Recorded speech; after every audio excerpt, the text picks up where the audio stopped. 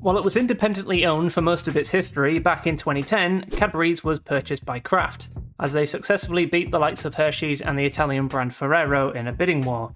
To most Brits, Kraft were a brand known for its macaroni with nuclear cheese and Cheese Whiz.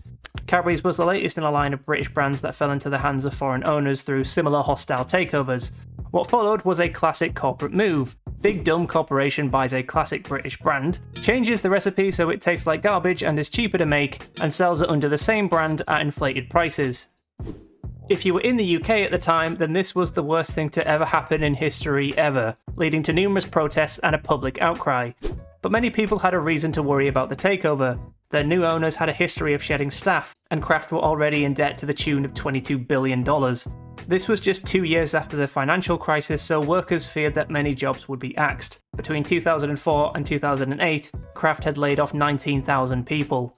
And these worries were warranted. As soon as the takeover happened, Kraft had backtracked on one of its promises immediately, as the Cadbury's factory in Bristol was closed, resulting in 500 people losing their jobs, and production was moved to Poland. It's funny that Hershey's was interested in buying Cadbury. A bar of Cadbury dairy milk now has the same suspicious aftertaste as Hershey's. In short, it tastes like vomit.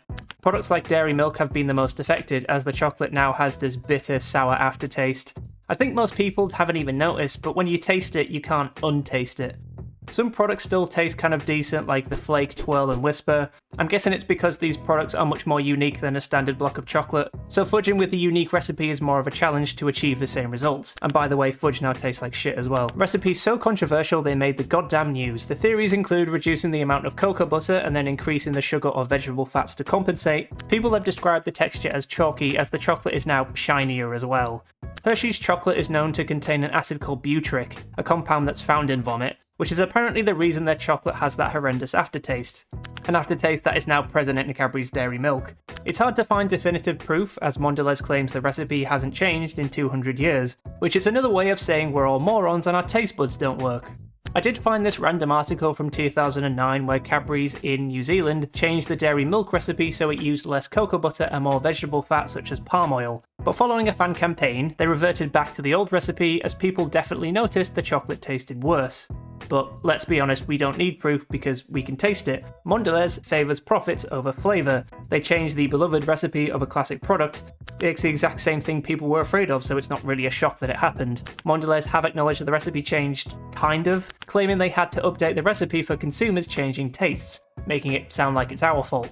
Despite what the packaging tells you, this isn't Cadbury's dairy milk anymore. Back in 2015, Cadbury made the announcement they had changed the chocolate on the Creme Egg from dairy milk to a cheaper chocolate, claiming the Creme Egg had never been called the Cadbury's Dairy Milk Creme Egg, which somehow justified using chocolate that tastes like sick. They also claimed that the change was about improving efficiency rather than reducing cost. We're taking this to the top, asking award-winning chocolatier Paul A. Young to test the egg. It's sweeter, it doesn't have that characteristic dairy milk taste for me, which I do love. It's nostalgic. It still gives you sweetness, creaminess, milkiness. But because of this change, the sales plummeted, as Cadbury lost an estimated £6 million on the Creme Egg. So did Cadbury learn from this? Nope. Shrinkflation is a common issue in the confectionery world. Remember when Toblerone wanted to reduce the number of pieces in its bar to give us this monstrosity? But also Cadbury is one of the worst companies for this. Their multi-pack bars in particular have been the subject of shrinking, and some of these have been compared to the snack size versions. The Creme Egg is one of the worst examples, as it's not just the size of the eggs that's got smaller. The multi-packs used to be 6 eggs before being reduced to 5, with the price obviously being kept the same. Mondelez may be able to get away with raising prices and changing recipes to taste like vomit, but in May 2024, they couldn't get away with anti-competitive practices in the EU, as Mondelez was found to have gauged in 22 different instances.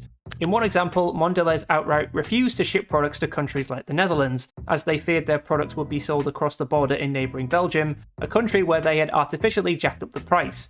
Which is a very dumb strategy in Belgium of all places. This is a country renowned for making some of the best chocolate in the world. A $336 million fine is a drop in the ocean for a company the size of Mondelez. It's just another example of how they value shareholder profits over brand integrity, as Cadbury was one of the brands at the heart of this bullshit. One thing you can applaud Cadbury's for is it's done a fantastic job at oversaturating its own product lines. Once upon a time, the Creme Egg could only be purchased in the run-up to Easter, But more recently, there have been an overabundance of Creme Egg products, some of which can be purchased all year round. Now there's a chocolate bar, a white chocolate version, at least 4 different types of ice creams, trifles, biscuits, muffins, cakes and cupcakes. And you may have noticed the overabundance of Cadbury crossovers with Oreo. Mondelez also owns Oreos, and they moved the production of Oreo to the same factory in 2012. So if you want your crappy dairy milk to taste even worse, then pick up one of the 27 different bars with Oreos in them. I'll stick with custard creams. Ever since Mondelez took over, there have been at least 3 rebrands of Cadbury's. The updates change the logos and imagery, but keep the script logo and signature purple. But this begs the question, why bother? Most of the changes feel pretty insignificant overall. The 2020 rebrand feels like a transparent attempt to shove the brand's British heritage down our throats, showing off imagery of the founder, the good old days, and talking about celebrating our national goodness, which was before the brand was milked into oblivion. As Cadbury's is now owned by a huge American conglomerate, I wouldn't even consider it to be British now anyway. And what happened to the advertising? We went from iconic adverts to boring garbage. They used to be full of personality and creative. The days of the gorilla playing the drums and the airport drag race feels like such a long time ago now. Ever since the rebrand, the advertising is, for lack of a better word, soppy, with the adverts trying way too hard to pull at the heartstrings.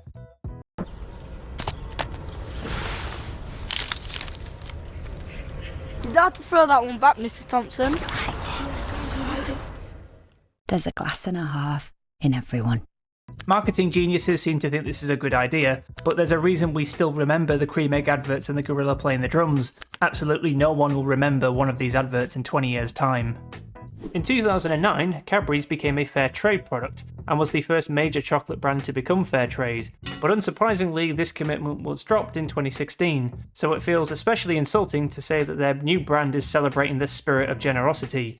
Now the brand doesn't carry the Fairtrade label, and instead it has its own Fairtrade standards, so they can get away with doing the absolute bare minimum, as Mondelez has Coca Life, which is the company's in-house sustainability program. Sounds great in a press release, but based on everything I've read, Mondelez is anything but an ethical brand. As soon as the takeover went through, employees claimed that the company culture was thrown out the window. Employees were no longer proud to work for Cadbury's, as it was just another cog in a huge corporate machine. As I was writing this script, the price of a 4-pack of their tiny snack-sized bars has increased again to £1.75. So, for a 4-pack of their vomit nuggets, it's now the same price as a 4-pack of Galaxy's bars, but their bars are gigantic in comparison to dairy milk. So not only does it taste worse than Galaxy, their bars are now smaller.